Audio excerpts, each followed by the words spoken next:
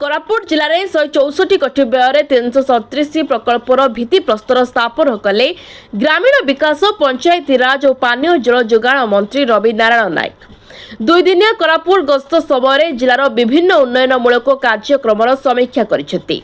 कोरापुट शहीद लक्ष्मण नायक medical college hospital auditorium ठारे आयोजित कार्यक्रम में मंत्री रवि नारायण नायक मुख्य अतिथि भाव जोगदे भित्तिप्रस्तर स्थापन शुभ उद्घाटन करथिले।